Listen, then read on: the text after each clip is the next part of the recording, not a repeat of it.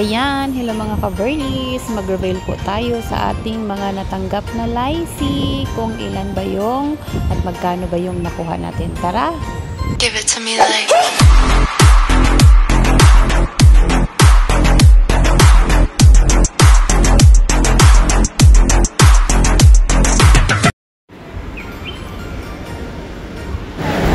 So ayan na nga, mag-reveal na nga tayo sa ating mga natanggap na mga biyaya ngayong Chinese New Year na Year of the Dragon.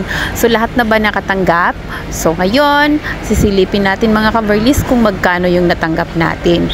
Pero before that, ano nga ba yung meaning ng lychee?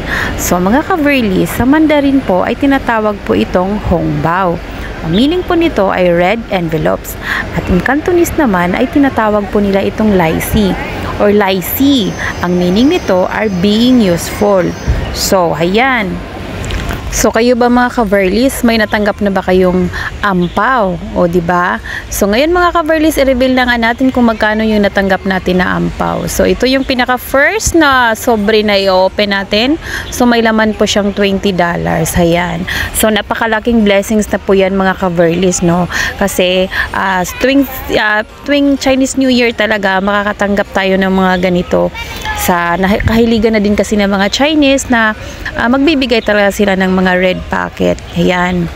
So, napakagandang sobre na may laman na pera. So, symbolize po yan mga ka-Verlies na regalo o isang pasasalamat para sa'yo for being a friend, as a family, recognize pasasalamat sa'yo at saka nag-bring na din yan ng good luck for another year na coming. Ayan.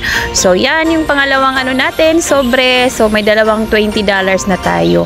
So, alam niyo mga ka-Verlies, kapag tumatanggap kayo ng lychee or ampaw, kailangan po gamitin nyo po yung dalawang kamay mo, yes, sa pag-receive ng mga red packet tuwing bibigay sa'yo. At saka sabayo ko, at syempre magsasabi ka ng kung hipachoy, at saka syempre magpasalamat ka din talaga. So, thank you.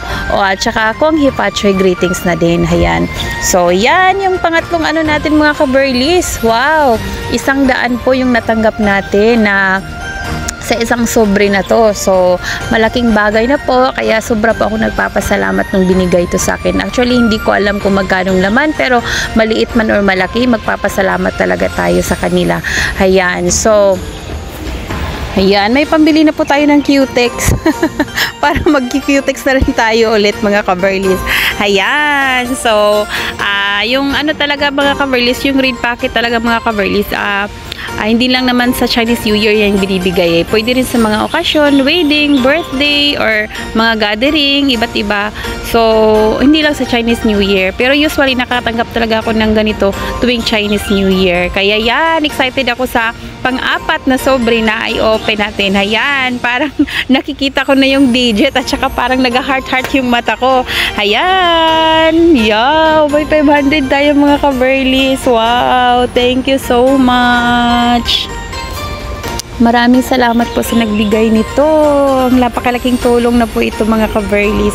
Ayan. So, ang sabi nila, pag nakatanggap ka daw ng ganito, wag mo daw gastuhin ka agad. So, ilagay mo daw sa ilalim ng unan mo para marami pang mga blessings na darating. Ayan. So, wag mo munang gastuhin. Kung may mga red packet kayo dyan, pwede ninyong tingnan, tapos ibalik nyo sa sobre, tapos ilagay nyo sa unan. Ayan.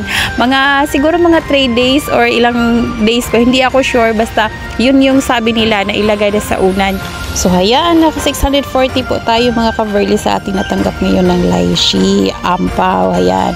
So, thank you for watching mga ka-Verlies, and please like and subscribe my channel. Bye-bye!